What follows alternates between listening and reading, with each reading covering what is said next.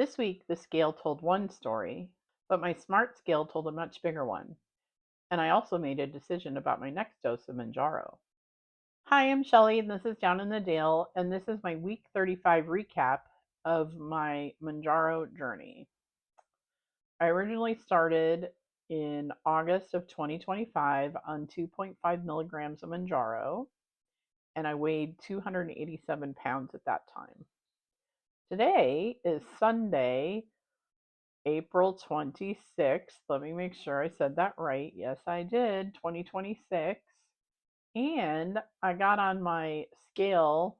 As you know, I have two scales. I have a Renpho scale and I have a scale that I've had since I started my weight loss journey, which syncs to my healthcare system. So today on my scale, I weighed 246.9 pounds, which is 40.1 pounds down.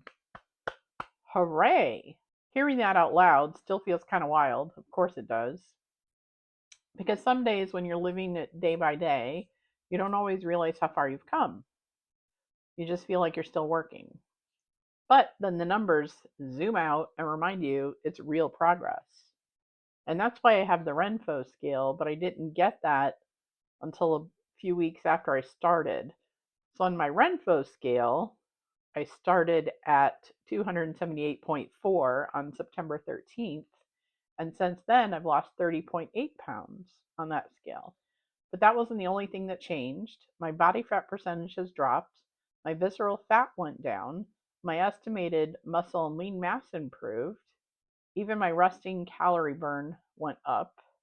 That's the BMR, I think. You can look it up on a TDEE calculator, I believe it's online. You can find that and put in, they ask you a few questions, you put in your information, and it tells you how many calories you're burning while you're just doing nothing. So if you're just doing nothing and you can burn that many calories, imagine how many more calories you're burning if you're exercising, which I did not go to the gym at all this week. But today I got 20 minutes on my little green ring from running around doing errands and the like. That was really fun. But anyway, the lesson for me this week was sometimes we focus only on body weight, but the weight is just one chapter of our story. There are changes happening underneath the surface that matter too. Honestly, that was encouraging to see. I put a little picture of my, somewhere up here, one of these sides of me, of my Renpho scale, what it tells me. And slow progress can still be powerful progress. This week I decided I'm taking my last shot of 5 milligrams of Mounjaro, and I'm going to be taking 7.5 milligrams next week. Why, you may ask? So this isn't because it stopped working, because it's still working, obviously. It's more about something I've been noticing lately. I've been feeling a little more snacky. Feeling hunger is normal. Feeling hungry is human. That's not the problem. What I've noticed sometimes after I've had lunch or dinner, I still feel like eating something else when I probably don't need it because I'm not starving. I haven't skipped a meal. Just that extra pull that maybe I'll have one more little bite or a few more little bites or that was so good. What else do I have? That little noise is coming back a little bit. So I want to tamper it down. So moving to 7.5 milligrams seems like the right thing for me to do. Not to erase hunger, not to never think about food, but to quiet the extra noise. And that makes it easier to stay aligned with what I actually want. And that idea, paying attention to timing, noticing small moments, and being ready when your number gets called, what does that mean? Reminds me of something from my time out in California. When I worked at Warner Brothers, I worked in the International Theatrical Division, which is where we got the movies out worldwide. And we worked closely with the domestic theatrical division that took care of movies in the US and Canada. We took care of the movies in the rest of the world.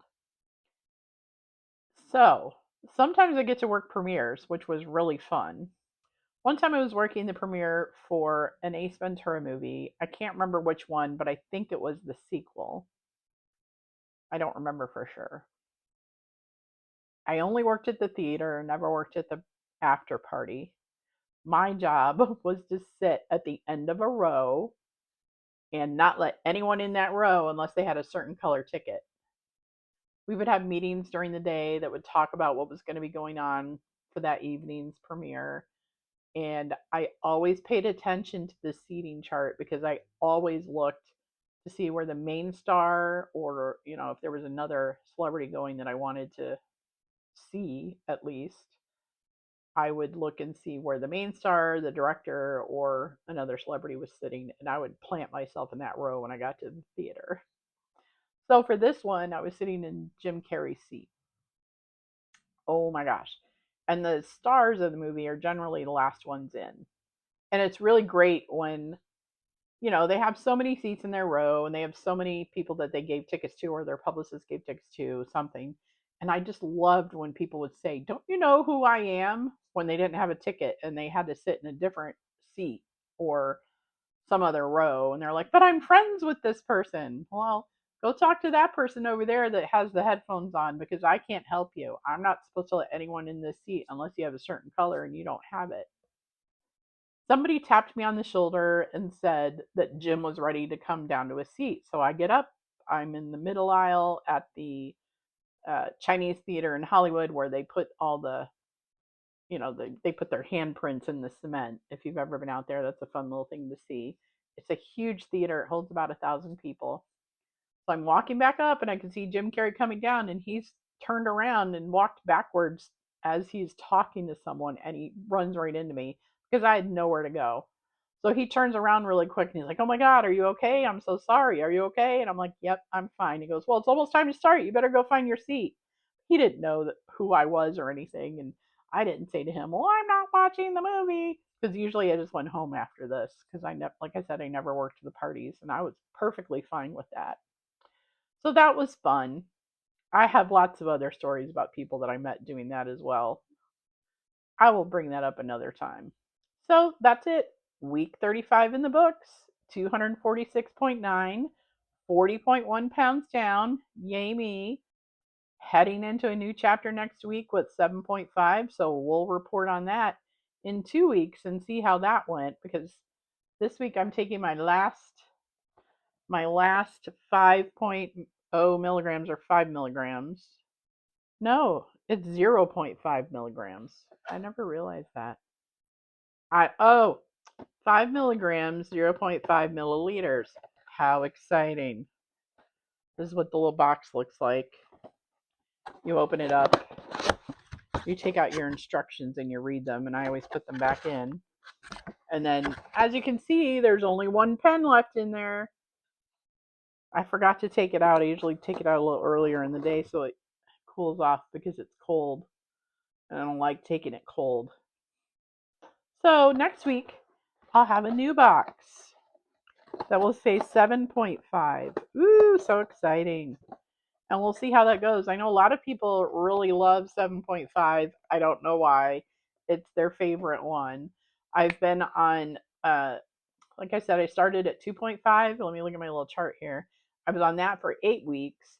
And then I've been on this 5 milligrams for, well, this will be the 28th week. So my 28th shot I'm taking tonight. It's helped me. It's great. I love it.